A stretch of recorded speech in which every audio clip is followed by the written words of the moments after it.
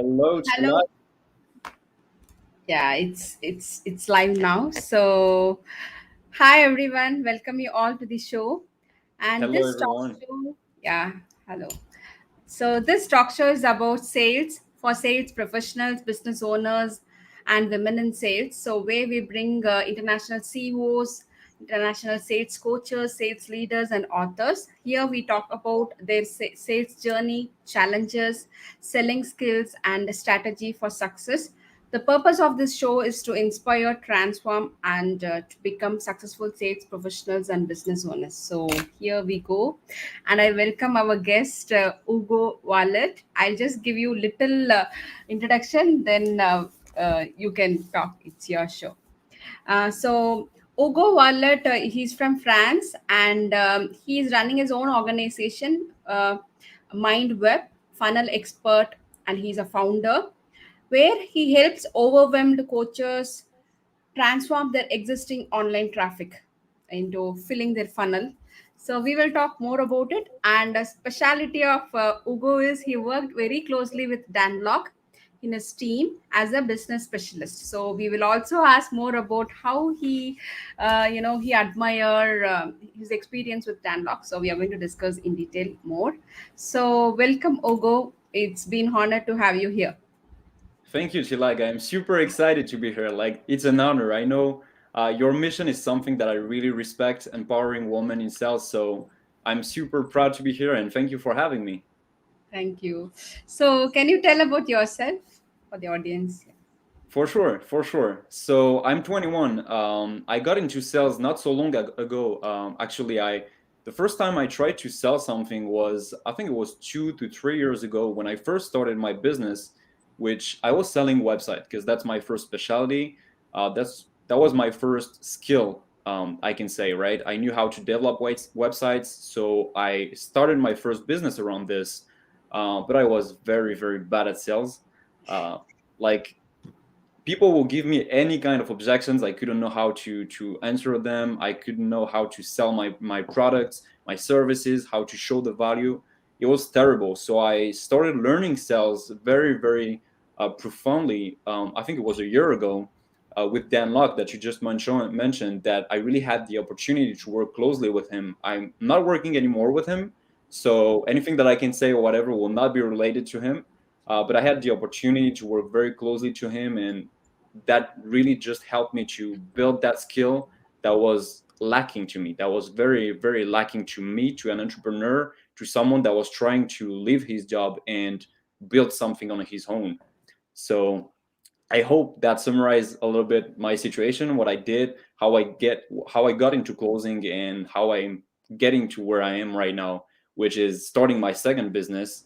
And like you said, I'm a funnel expert, so I'm selling funnels now. Wow, that's great. And Swagatam, our audience, he's asking, is he really 21? I am really 21. I know I look a little bit older, but I'm 21. No, the maybe the way he asks is you're still young, but you have done so much, like you are a high ticket closer, coach, and you're doing your organization now. So Thank I you, know. thank you, thank you. I think like the biggest part of it is just not being afraid to fail and failing forward. Because like I failed a lot, and I'm proud of it. That's what helped me to get to the point I am today. See, one thing is, I know many sales person want to ask, like you said, you face a lot of objections. What is that driving you to overcome all those objections? How do you overcome? There is one thing that I learned by getting so many objections is that it's not about overcoming that objections. It's more about preventing them to even come, right? So most people focus on, okay, I get this objection. What am I supposed to do, to say, or whatever to handle this objection? Well, what I found out is that it's not about saying something after the objections comes out. It's about preventing the objection to come out by having a better report, get deeper into the pain, things like this, right? So when the objection comes in, I'm excited because I know that they're just afraid because I know I did a great job before. So I know if they give me that objection, that's just because they are afraid, and that's okay. I will just get them to the next step, and hold their hand for them to get to the next step. So I think it's not about what you say, but it's about how you understand it, how you approach the objection, and not being afraid of having them, really. I think that's the main thing here, not being afraid to getting objections. So it's mainly you should not have fear to handle the objections. 100%, 100%. The objection is just, if you did a great job before the objection comes out, the objection is just a sign that they are afraid to get to that next step. So that's your job, to be 100% confident in what you're saying and in what you're selling as well, and to hold their hand to get to the next step. But what is your suggestions to overcome the objection or handle the objections? I think there is. I don't think there is one size fit all answer that you could give to any objection, but I think that there is, I would say, two kind of objections. The kind of objection that they tell you, I don't have the money, and they really don't have the money. The other kind of objection is, I need to talk to my partner, and they really need to talk to their partner. And any other kind of objection that they could give you is, in my opinion, a smoke and mirror objection. So that means that it's not a real objection, that you didn't, like, most of the time you didn't prepare the person, like you didn't address their concern, you didn't do something during the call that made them comfortable saying yes to you, right? So let's focus on those two first objections. The first kind of objection is they don't have the money. If they don't have the money, I would just agree with them, and I'm like, yeah, I understand, that's a lot of money. I'm not disagreeing with you, I know that's a lot of money for you. But I'm going to lead them to find a solution, find a way to come up with the money. Because let's be honest, if I told you, if you had no money and I told you, I'm selling you this $1 million home, I'm selling it to you for $5,000. Even if you don't have the $5,000, you're going to buy it. You're going to find a way, because that's worth 1 million, right? That is the same thing with the prospect. If they see value in your product, they're going to buy it even if they don't have the money, and they better do so, because most of the time they are getting to you because they don't have the money, right? So that is the first objection. Now the second objection is, I want to talk to my partner. And usually that objection comes out when they don't really trust you as much as they do to their partner, and they don't feel comfortable making a decision right now with you on the call, right? So there is basically two kind of ways that you can overcome this objection. The first way is just to say, hey, that's okay. I mean, I know how you feel. It's a very, very big decision that you can make right now. I don't expect you to make a decision out of the blue right now and to take 5 seconds to make such a life-changing decision. So would that be helpful if we get your partner involved in that decision? Usually they will say yes, because that's a real concern, and I would do my best to get both of them on the call, because I want to close both of them on the call, right? If I'm selling a product to a man or a woman and I know they want to talk to their partner, I want their partner to be involved in it, because if they're not, they'll most likely do their best to kind of make your product something that they don't need. But if you close both of them, even if I'm selling something for men, for example, and they need to talk to their wives, if they're not 100% convinced, they kind of get it, they know that it can help them, but they don't quite get it. If I close their wives into it, they will close as well, right? Because they trust their partner more than they do me, more than they trust me. So I will do my best to close both of them into the product. And the only way to get that is by getting both of them on the call and letting both of them close themselves. Okay, that's great. Okay. And see, some objections maybe like, I don't trust you because can you show some testimonials? Such objection, how to handle? Okay. So if you really want to see testimonials in what I'm saying, there is two scenarios. The first scenario is, I have already testimonials and I'm sure that they will help me to close that person. I'm unattached to the sale. So if you say to me, yeah, I want to have some testimonials, I would say, hey, look, that's okay. I can send you some testimonials. How many do you want? They will say maybe 5, maybe 6. I don't know. They'll give me a number, and I will just say, okay, I can send that to you. Let's suppose you like what you say with those testimonials. What will happen next? And usually they notice themselves that it's not really the testimonial. It's just that they don't feel comfortable making that decision yet. And it's the same thing as the first objection. It's holding their hand and getting them to that next step, right? Now, if you don't have any testimonial, that's a little bit more tricky because you don't have nothing to say, you don't have nothing to send them, you don't have a lot of trust that you can build from other people that you already worked with, right? So in that way, I think the easiest way to close someone when you don't have any testimonial is to be 100% authentic and to make it at your advantage, make it an advantage of yours. I'll say, hey, look, Mr. Prospect, I don't have any testimonials, but would you say that your first client is the one that will decide for the rest of your business, like that will impact the rest of your business the most? Business owners know. A lot of people know as well that the first client is the most important, right? So they will not say no. They will say, yeah, of course it's important. And I'll just say, so look, you're my first client. I never worked with anybody like you before. But do you think that I'm going to do my 100% best in order to provide you with the value that you need in order to solve your problem?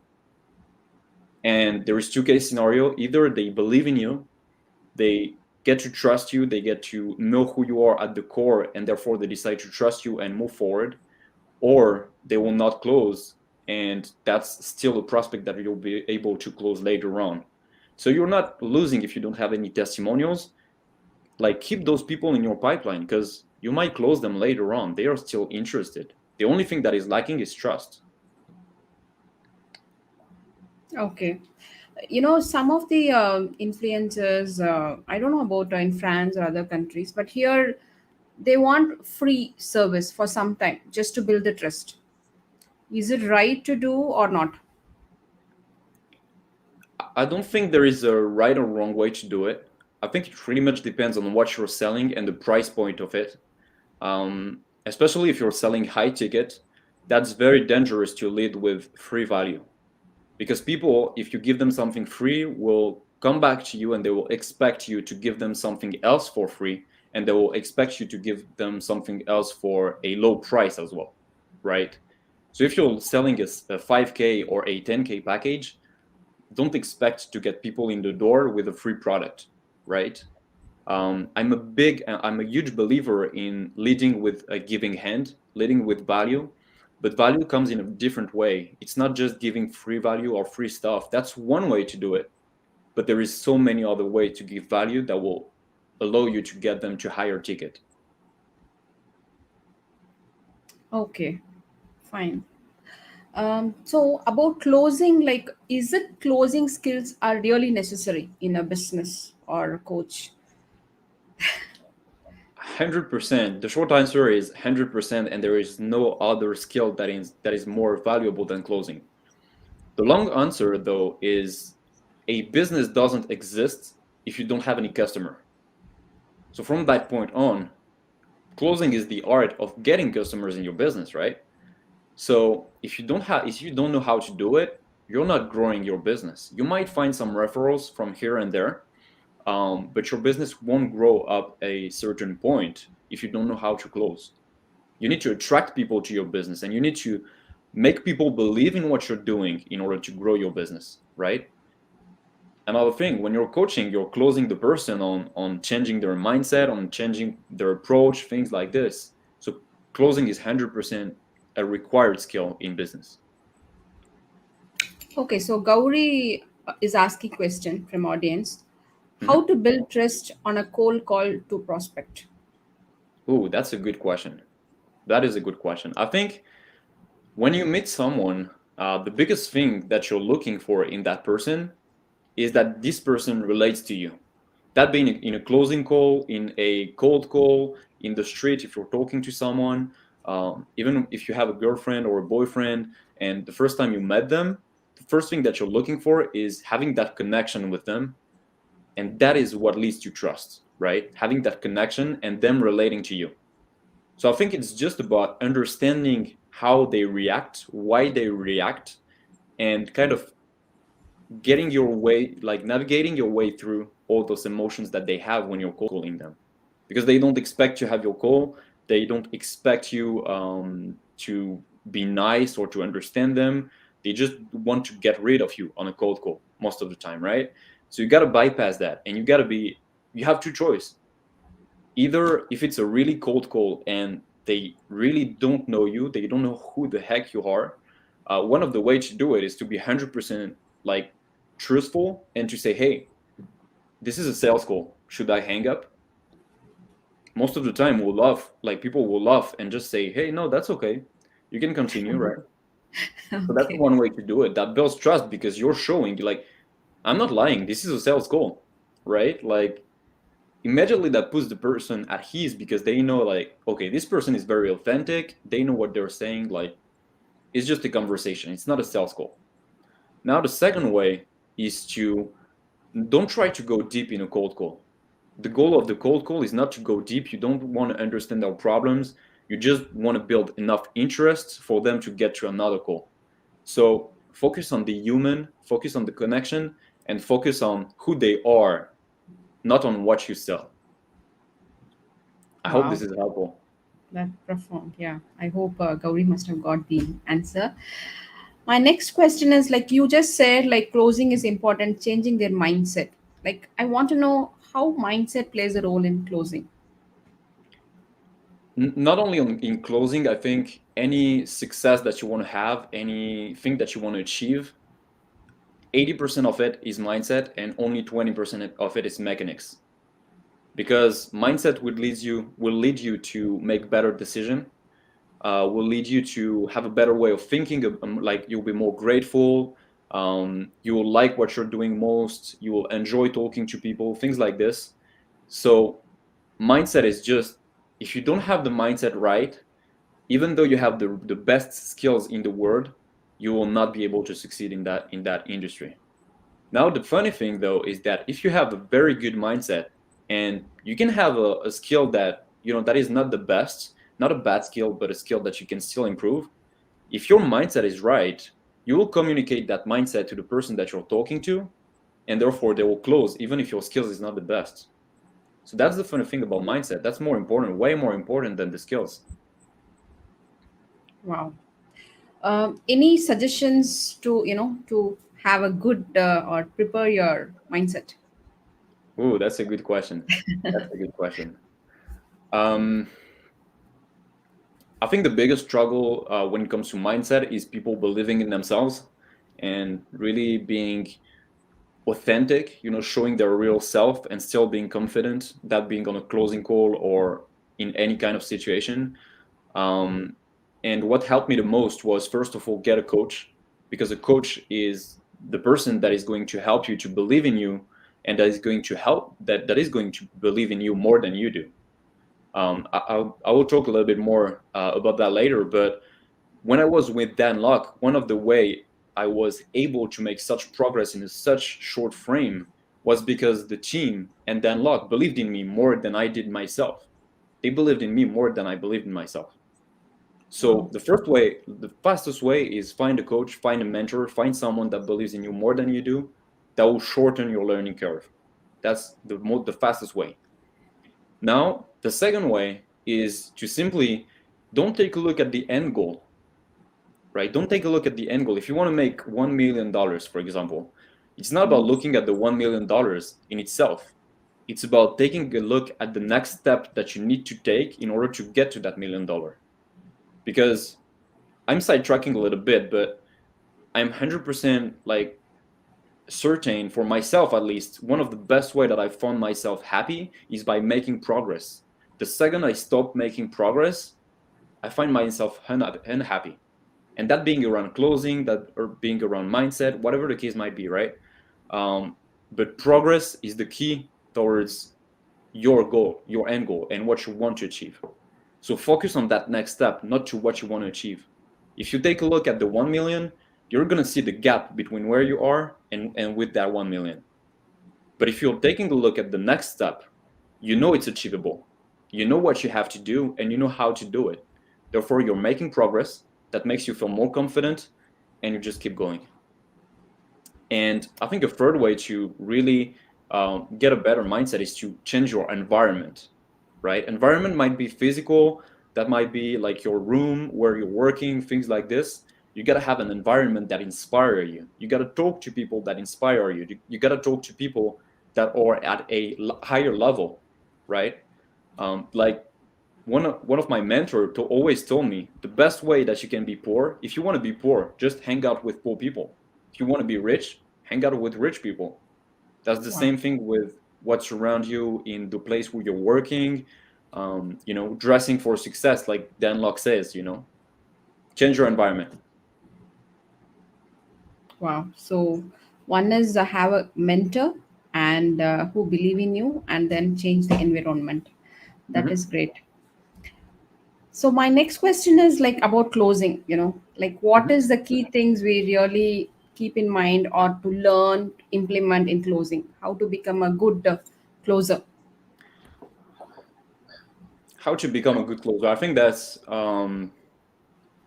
a very big question, but the fastest way to become a better closer um, is first of all to master the nonverbal language. We like I don't have a perfect English. I speak a little bit Spanish. I don't have a perfect Spanish neither. I don't have a perfect French, although I'm French. But we learn those language in school, like French, English, whatever your language is. But what really matters, the universal language, at the end of the day, it's body language and tonality, right? The way I'm speaking, like the pace I have, the way I'm leaning in or leaning out, it will change a lot of things, given like it will change my emotions. So you got to learn how people are behaving. If I see a prospect that is like this and that is saying, "Yeah, I'm interested," I don't believe you, man. Like, you're not interested, right? So the first step is to understand tonality and body language because those will tell you the truth. The second step, I think, is active listening, listening behind the words, because a lot of people just listen to what prospect says, but they don't listen to the meaning behind it, right? When prospect says to you, for example, I'll come back a little bit to what we said earlier about the objections, but when well, they might have no money, but they also might just be scared, and therefore that's an automatic answer that they give you, right? So you gotta make the difference between both. You gotta understand what is the emotion behind what they're saying. That is super, super important. And the third way to become great at closing, I think, is you gotta be comfortable in yourself. You gotta be comfortable in your own skin. I know that sounds cliche, but the energy that you have, the confidence that you have in yourself, the way you're talking, all of that, that comes from how you feel with yourself. And if you don't feel good with the product that you sell, if you don't feel good with yourself as a person, then you're going to show that to the prospect. And he's not going to be able to close because, like, if you're not comfortable with yourself, why should that be with themselves, right? So 100% being authentic and comfortable with yourself. I think those are the three main keys. Okay, so one is tonality Hmm. and the body language, and Hmm. you feel comfort in closing, right? 100%. 100%. And can I know some example of tonality, like how to make it out? I understand lean in, lean out body language. Hmm. So there's many tonalities that you can like learn about, but I think there is three main ones. The first kind of tonality is when you're going upward. So when I'm asking a question, for example, I will say, "How are you?" That's the question. I'm, going upward with my tonality.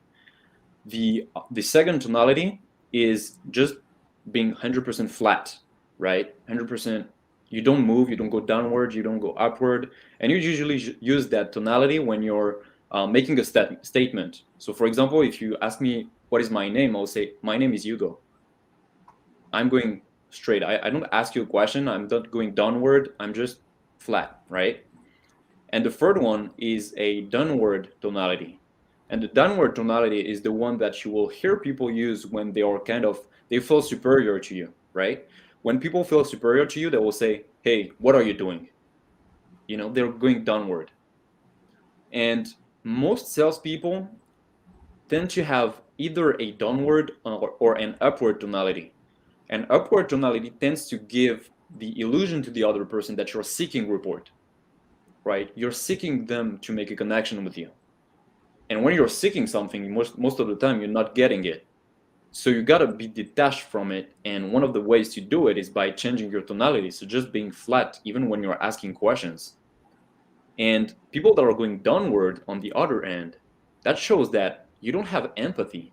That shows that you're not listening to what they're saying. That shows that just make them uncomfortable, like sharing their emotions. So I think those are the three main tonalities that you really want to master when it comes to sales. There is other things such as your pace, changing your volume, changing the way you're saying things. But for example, if someone is really leaning out and you want them to engage, you want them to answer a emotional question, one of the way to do it will be to just talk very slowly and at a lower volume, right? Okay. Wow. I hope it's helpful. Wow. It's a different dimension of, learning closing. Thanks for that. No, no problem, no problem, no problem. And one more you, as you said, is like you see the intention, right? The Yeah. emotions behind the words. Can you just elaborate on that, Ugo? So when you for the intention when it comes to the prospect or when it comes to yourself? When the prospect. Okay. So I think that will help for people that have struggles when it comes to mindset as well. But you're not your emotions. You're doing your emotions. That means that you're not happy, you're doing happy. You're not stressed out, you're doing stressed out.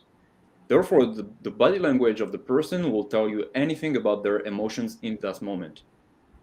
If they're leaning out and like they're not listening to what you're saying, that shows you that they don't care. That shows you that you gotta be more detached than they are. And that shows you their intention as well, what they want to get out of it. That shows you if you're in the right track, if you're helping them to connect with you or not. So that's very important. It's just understanding that the way they are moving, the way they're standing, that tells you everything about their emotions. Okay, that's great. And one question asked by Vijay is, Mhm. Hugo, you are doing great in copywriting, right? Are you? Yeah. So I wouldn't say that I'm doing great in copywriting because there are so many masters out there that are mastering copywriting. But at the end of the day, closing is just a way of copywriting. Copywriting is just a way of closing. At the end of the day, when you're doing copywriting, you're just closing in print. So you're writing words, but the principles behind it stand the same, right? You gotta build trust. You gotta be perceived as an authority, and you gotta show them that you're listening to them without telling them what to do. That is exactly the same principles in closing and copywriting. So if you're Vijay, if you're great at copywriting or if you're great at closing, take one of those two skills, push it forward, and use what you learn with that skill and implement it on the other because it's the same thing, really. I hope Vijay must have got his answers. And Pradeep is asking question. Could you please share your most challenging closer experience? Oh, my most challenging closing experience. That's a good question.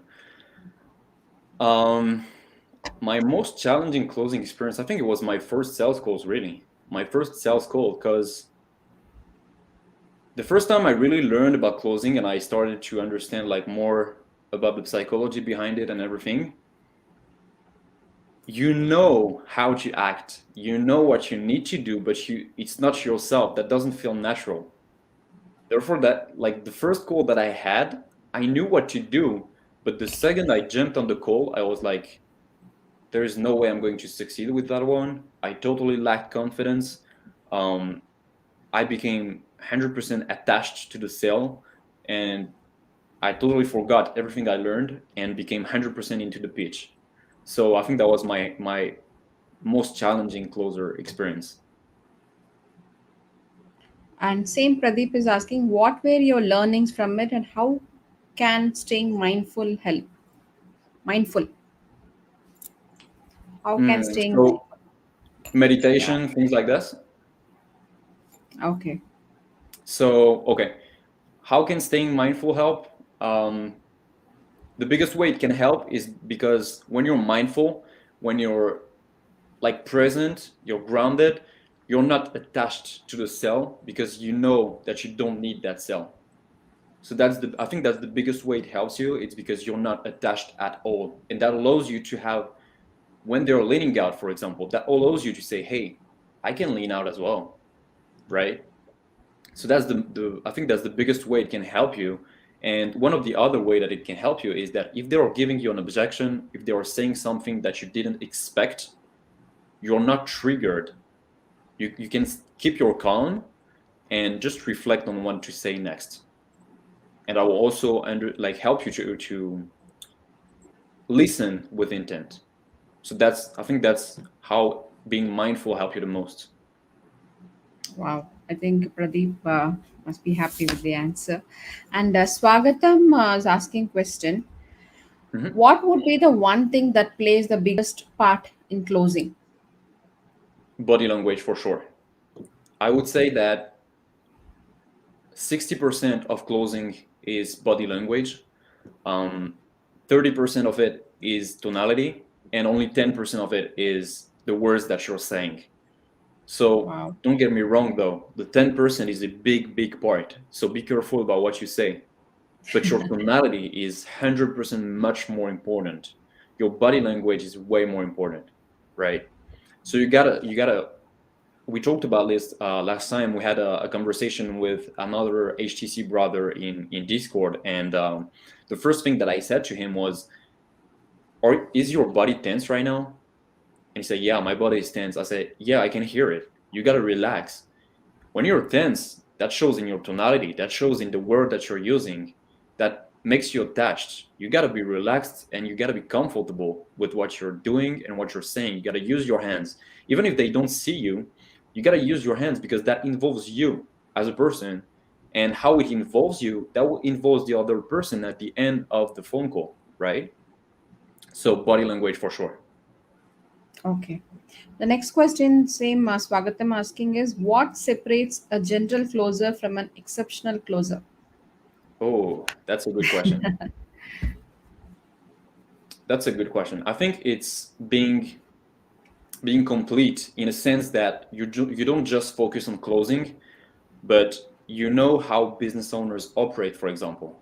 You know how to do copywriting, you know how to follow up, you know how to generate leads, you know how to do like even Facebook or Instagram ads if needed, right?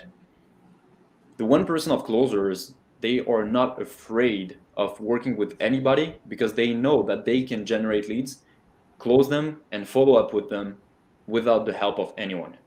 So I think it's just having a big panel of skills, not just closing, but copywriting, follow up, lead gen, things like this. And just can you give insights on follow up? Sure. So I mentioned a little bit earlier about leading with a giving hand. I think follow up is exactly the time where you should lead with a giving hand. Um, if you have to follow up, that means that you didn't close them. So that means that there is something that they need to have. They need to feel reassured. They need to have more trust in you in order to purchase your product. So you got to give them all you have. You got to give them value. You got to give them information that can actually help them. And if they see that you're helping them while you're following up, there is no way they're not going to close, right? But there's still some people that will not answer your message because they're busy or because they forgot about you or anything. That can be anything, right? In that case, one of the of a good way to follow up is just to take away your offer, especially if you have something that is scarce, if you have an offer that is scarce. So for example, there is only 10 spots for your offer. You just can say, hey, I don't think you're a good fit at the end of the day. I I'm just taking back the offer. But have a great day, success in your business, whatever the case might be. And usually people really get back to you at that moment because they know that, you're truthful, they know that you're authentic, and they don't want you to take away that offer. But really, one good rule is to lead with value, always give value. And the main goal with follow up is for them to never forget about you. That's it. They don't need to forget about you. They need to remember about you. Because even if they don't close now, if they have you in mind 1 year from now and they need your service, they're going to buy from you 1 year from now, right? When I was working with Dan Lok, there is people that really got into the environment, like the Dan Lok environment, 2 to 3 years ago and closed only 2 to 3 years after. So you got to be passionate. You got to keep following up, giving value, without being pushy, without seeking the sell. Give value and everything will be good. Okay, so like any specific time period, like how often to follow up, or it just depends on the prospect? It depends on the prospect, but generally, the more you follow up, the more you want to give space between your follow-ups. So, for example, after the call, you can follow up like 2 days after, but then after those 2 days, you want to follow up like maybe 4 days after, and then 1 week after, and then 2 weeks after, and then 1 month after, right? You don't want to follow up every day because otherwise that's just going to be pushy. I got it. Okay, fine. And there are so many closers. They try a lot, and when they could not get a good influencer, any conversion, they just quit.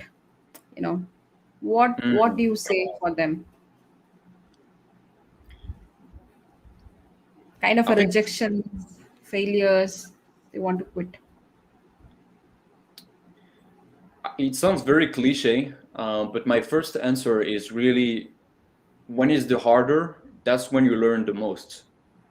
And if you can go through this 1 month from now, 1 year from now, whatever the case might be, like if you go through this, you're going to be very happy that you went through this and that you push, because that you will learn so much through that experience.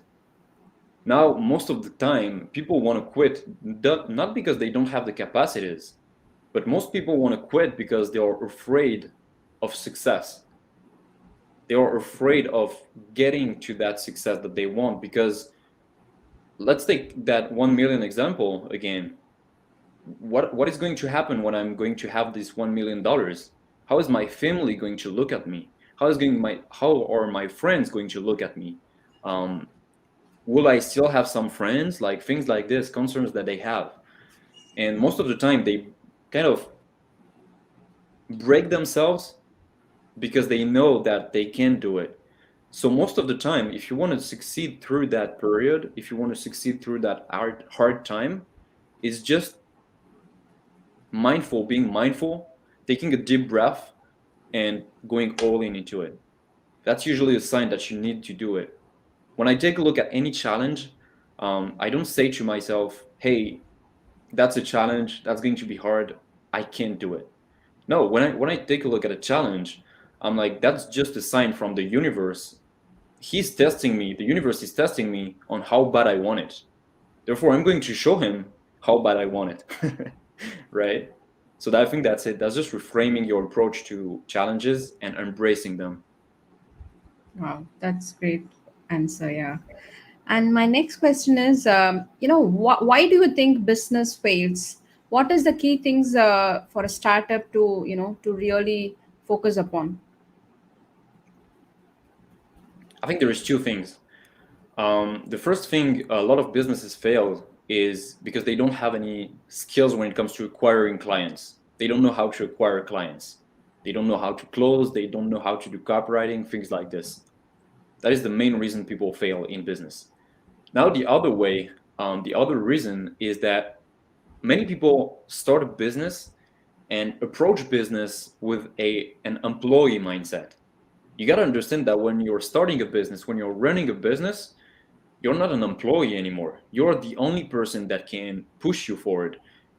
like you have a responsibility about yourself. You cannot rely on anybody else. You need to make progress. You need to listen to the market. You need to put your ego aside and keep moving forward. So I think that's the biggest reason people just tend to have an employee mindset instead of a entrepreneur mindset. That's the biggest thing that you can change. Wow. Okay. And so I want to know about experience with Dan Lok. Oh, sure. What What do do you you want to know? admire most from him? What do I admire most from him? That is a hard question because, first of all, there are so many things that I admire from him. But I think the biggest thing that I admire from him is there is those kind of people where you just take a look at him and you're like, oh, they are naturally good at this. And you're like, they were born with it. And Dan Lok is one of those person when a lot of people say, hey, he's good naturally at it. Because he has such a high level of leadership skills, of closing skills, that a lot of people are like, no, he was born with it. But behind it, behind the scenes, when you see the work that he's doing, when you see that he's rephrasing every single thing, you're like, that's amazing to see the progress that he made for people to came to that point where they're like, he's natural.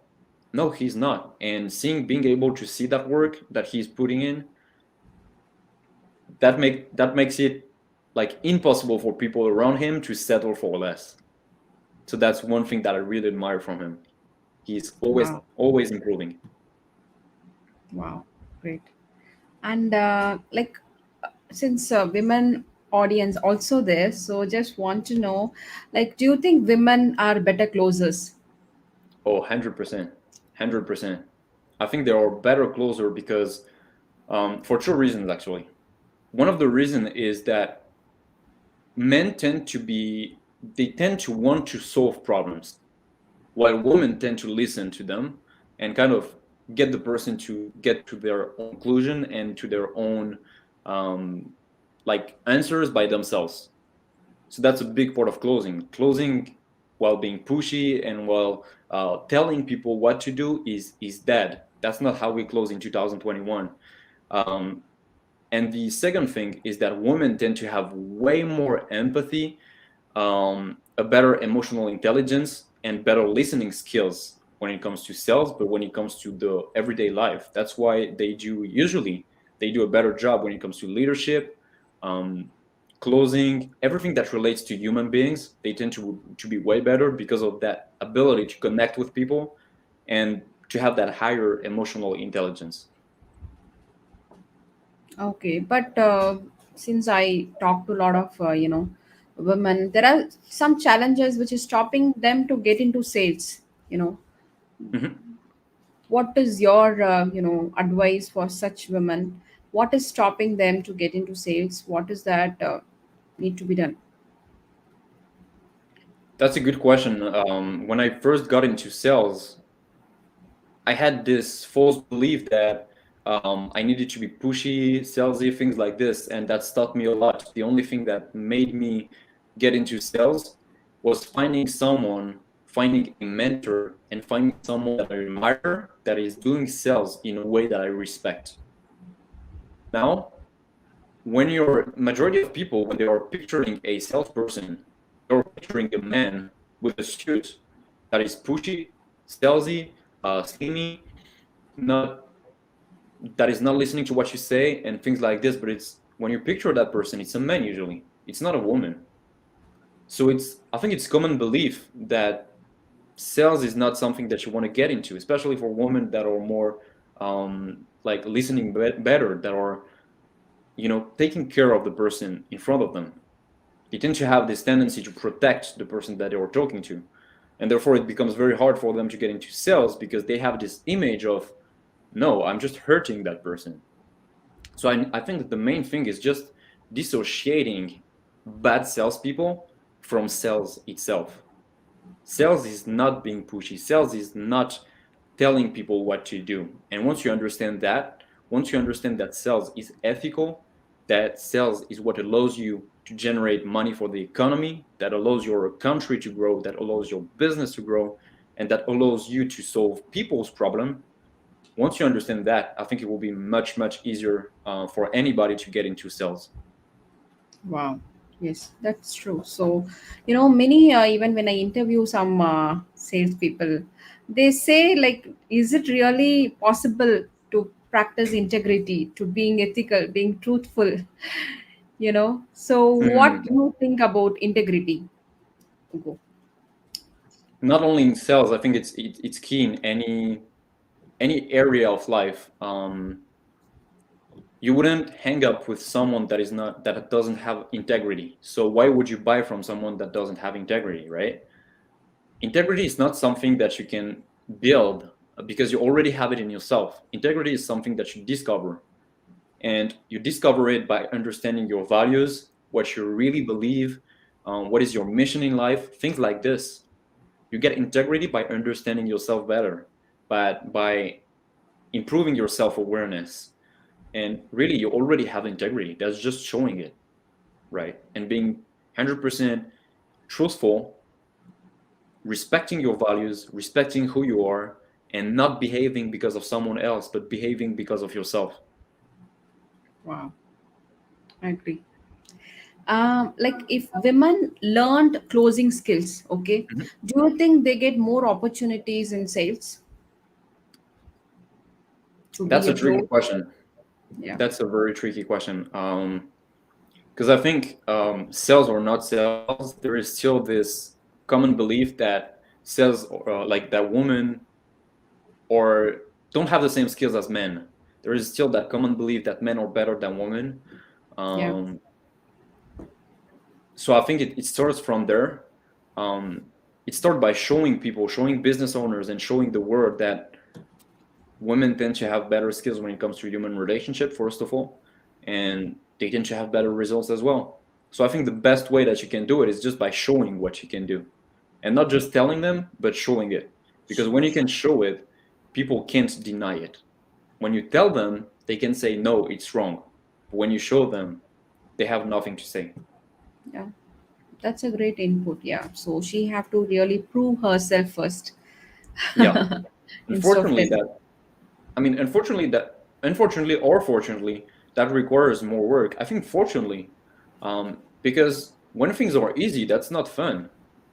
Like if it was given, it wouldn't be fun, and the process you wouldn't enjoy it. So embrace the fact that it's going to be harder because that's what you're going to enjoy the most. The process, being better, again, right? Kaizen, constant improvement, constant learning. That's what you're going to enjoy the most, and that What builds is your character as well. Okay? What is your advice to women in sales, women audience? Ooh, that's a good question. I think my main advice is be true to yourself because I know that usually women tend to have lower confidence than men, or at least to show less confidence. Be true to yourself, and whatever your boss, your leader, whatever the case might be, whoever tells you that you can do something, you can do it. So you got to understand your value. You got to understand your worth. You're worth a lot. You have skills already that a lot of people are seeking. And I think the main thing is just understanding that you're worth way more than a lot of people. Wow. Even in Dan Lok, he says, right, you are closer than you think. Yeah, 100%. So you are worth than what you think. 100%. There is something that is called the compound effect that basically states that whatever you do, you're going to see very little results over time. But once you're going to hit that specific point, you're gonna crush it. Like your results are going to be way, way better than before. So that means Wow. that your results are not going to be straight like this. Your results are more going to be very slow at the beginning and then be very, very you're gonna have way more results in a small amount of time. Yeah. So till they raise, they should have really the patience and perseverance, right? 100%, 100%. Know your worth. Okay. And what is your daily habits which we can all follow it? I think habits is something that you really develop for yourself, and that you need to find something that works for you. But I think the biggest habits that you can build is, there's a lot of people that say you gotta take cold showers, and I value that, but not because of the cold shower. When you're taking a cold shower, you're training your body to be calm under circumstances that he will freak out. So when you're taking a cold shower, your body is freaking out, but you're teaching him to remain calm. And that's very, very useful when you're on a closing call, because when you're on a closing call and they're like giving you objections, they are not answering the way you expect them to answer, whatever the case might be, anything can go wrong on a closing call. But you still can keep your calm because you've trained your body to do it. So one thing that I do is taking cold showers, and even when it's hard, keeping under it, that helps me to be unattached, that helps me to remain calm in hard situations. Another habit that I'm having is that's called state control. So the state you're in most often becomes your default setting, and your default setting is basically the state you're in during the whole day, right? So do you feel grateful? Do you feel happy? Do you feel powerful? Do you feel unstoppable? If you're not feeling any of those, if you feel sad, if you feel hungry, if you feel mad, most of the time that's because you didn't train your default setting. So changing your state very quickly is something that will really help you to achieve way more, not only in sales, but in life in general. So how do you control your state? Well, when you notice that you're tired, for example, or that you're sad, or that you're hungry or mad or whatever, when you notice it, for me, for example, I just go under the water, take a very cold shower again. That just pumps me up after it. That's hard on the moment, but after it, I'm pumped up. After it, I don't think about my problems. That's one way to do it. Now, you got to find ways to do it even if you don't have a shower, right? So another way to do it is just, if you take a look at boxers, for example, or people that are doing MMA, you know, fight sports, things like this, they're always, before their fight, they're using their body a lot, right? They're kind of shadow boxing, things like this. That sounds cliche, but try to shadow box for like 30 seconds, and tell me if you feel better after 30 seconds. You're going to be way, way more excited. You're going to be way more powerful. And when you do that constantly, that will totally change your whole habits of living. That will change your whole, even body language when you're in any situation. So I think two of the main habits is cold shower, and the second one is managing your state. You don't want to remain in a bad state. When you notice that you're in a bad state, change your body, change your physiology. You want to do something, you want to get yourself out of that mindset. I think those two are really great rituals, or you know, daily habits we all can follow. And one more thing I want you to tell from your mouth is how the role plays a role in closing. I would say it's very, very, it's, first of all, it's very important. It's like if you put a lion in a cage for like 5 to 10 years, when you let the lion go out, he didn't train that habit of hunting, so he doesn't know how to hunt. Well, that's the same thing with closing. If you don't train your habits, if you don't train yourself to close, you're going to lose it at some point. So you got to train it. But the other thing is that closing, role playing, sorry, is only helping you to manage the words that you're saying, your tonality a little bit, your body language a little bit. But at the end of the day, you're not in a real situation where the person can really stress you out. So you gotta get out of you gotta get out there. You gotta talk to real people that you don't know what they're going to say, that you don't know their personality, that you don't know how they react, you don't know how they make decisions, because that's by practicing with real people that you're really going to see that huge progress. Now, role playing is also what is going to help you once you're done with that call. Once you're done with that call, you'll notice small things that you could do better, and that's where role playing comes into the game. That's where you can practice those things and becoming better at those things, so that the next goal you just crush it. Okay, so for audience, role play is important. At least 1 hour every day, if you 100%. really want to be expert in closing. And what is your secret of success? Just to say in one line. I will get back to my habits. 100%. I think it's just the second you can understand your emotions and control them, you're unstoppable. If you can control your emotions, like, how much more successful would you be if you were 100% carefree? That means that how much successful would you be if you didn't care at all about what other people were saying? How much more successful would you be if you were feeling powerful the whole day? Well, all of that starts with the habits. So I think that's habits. That's not That's very pretty, but that's the biggest key. I think I totally agree. The emotional intelligence, if you have a powerful emotion, I think you can handle any situations, right? 100%. And any sales book or any specific book or podcast do you want to tell audience to watch or read? When it comes to podcasts, there is a podcast that is called The Game, from Alex Ormozy, that is more talking about business, but everything that he's talking about you will relate to in sales, because in sales you got to think of yourself as a business owner. So I think this one is really the one that impacted me the most. When it comes to a book, there is this book that is called, I need you to find the name again, from Napoleon Hill, um, which is called The Devil, Outwitting the Devil. Here you go. Outwitting the Devil, from Napoleon Hill. This book just 100% changed my life, and you need to read that book. You need to read that book. Okay, thanks. And the last one is like how people can reach out to you. Well, if people want to reach me out, you can just message me on LinkedIn. I'm there most of the time, but I'm not very active there. So you can reach me on LinkedIn. You can reach me on Facebook.